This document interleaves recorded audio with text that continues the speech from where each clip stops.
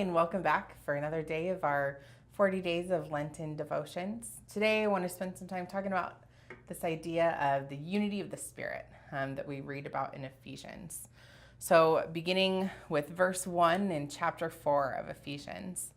As a prisoner for the Lord, then, I urge you to live a life worthy of the calling you have received. Be completely humble and gentle. Be patient, bearing with one another in love. Make every effort to keep the unity of the Spirit through the bond of peace. There is one body and one Spirit, just as you were called to one hope when you were called, one Lord, one faith, one baptism, one God and Father of all, who is over all and through all and in all.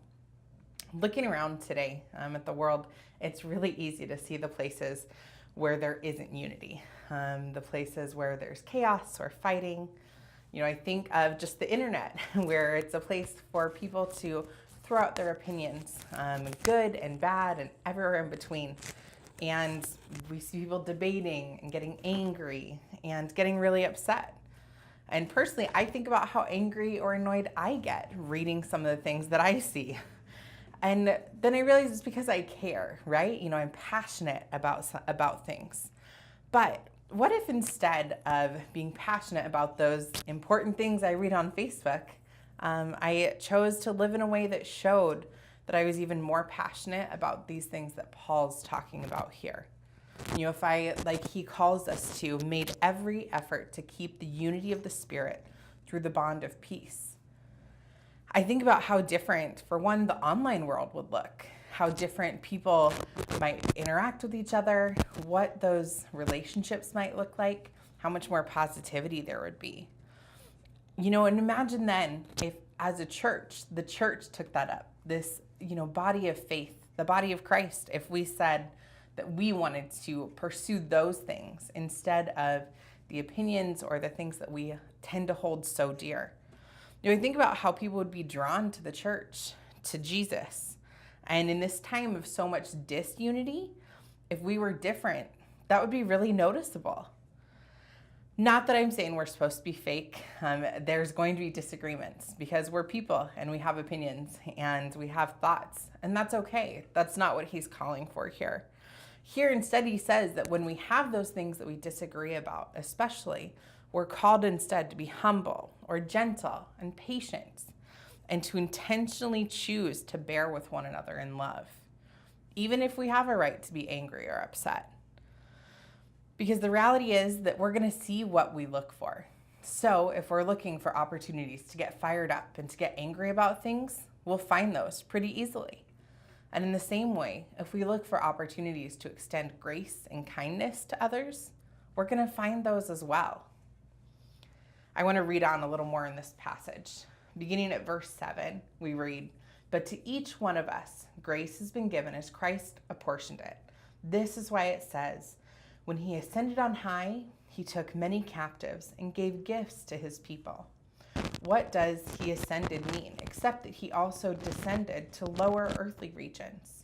He who descended is the very one who ascended higher than all the heavens in order to fill the whole universe.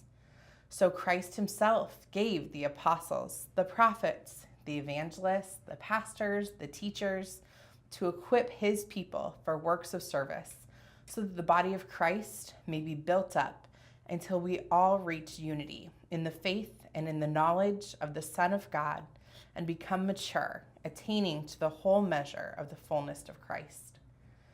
So here, Paul's reminding us to pursue these things instead.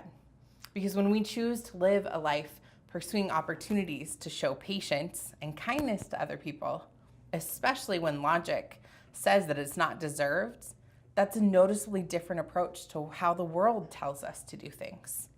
I love the reminder in verses 11 and 12, where he talks about, the body of a church receives so much from pastors and teachers and evangelists and all of those. But it's not just so that we can be built up ourselves. It's so that the body of Christ may be built up. We're not called to have unity just because it's more pleasant or even because it's easier, because a lot of times it's not. But we're called to have unity to increase our maturity and ultimately to draw people to Jesus, because that's what we as disciples are called to do. My hope for the church in general, and especially here at RLC, is that we can remember that this hope and call for unity isn't some pie-in-the-sky impossibility that the world would lead us to believe.